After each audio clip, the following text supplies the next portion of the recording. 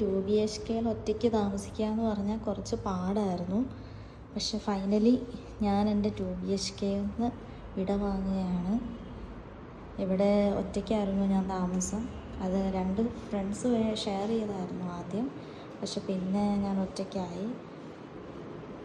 ഇവിടുത്തെ താമസം എനിക്കത്ര സുഖകരമായിരുന്നില്ല, ഒറ്റയ്ക്കുള്ള കാരണം അങ്ങനെ. പക്ഷെ പിന്നെ ഓക്കെ ആയി. എന്നാലും ചിലപ്പോൾ ഒരു വല്ലാത്ത ബുദ്ധിമുട്ടായിരുന്നു. അങ്ങനെ ഞാനെല്ലാം പാക്ക് ചെയ്തു. അപ്പോൾ ഇനി നമുക്ക് ഇവിടുന്ന് പോവാം. ഞാൻ പോർട്ടർ ആപ്പിൽ പാക്കേജ് ആൻഡ് മൂവേഴ്സ് ബുക്ക് ചെയ്തിട്ടുണ്ട്. അപ്പോൾ അവർ വന്നിട്ട് ബാക്കി ഈ കാണുന്ന സാധനങ്ങളൊക്കെ പാക്ക് ചെയ്യണം. അതിന് ഞാൻ അവിടെ മാറ്റി വെച്ചിട്ടുണ്ട്. ബാക്കിയൊക്കെ ഞാൻ പാക്ക് ചെയ്തേ. ശരിക്കും പറഞ്ഞാൽ ഒരു വീട് നമ്മൾ വെക്കേറ്റ് ചെയ്യുമ്പോൾ നമ്മൾ വിചാരിക്കും സാധനങ്ങളൊന്നും അധികം ഇല്ല എന്നൊക്കെ. പക്ഷേ ആക്ച്വലി കുറേ സാധനങ്ങളുണ്ടാകും കേട്ടോ. നമ്മൾ പാക്ക് ചെയ്ത് വരുമ്പോഴായിരിക്കും നമുക്ക് മനസ്സിലാവുക ഇത് ഇത്രയൊക്കെ ഉണ്ടായിരുന്നു എന്നൊക്കെ. അപ്പോൾ അത്രയേ ഉള്ളൂ ഗായ്സ്.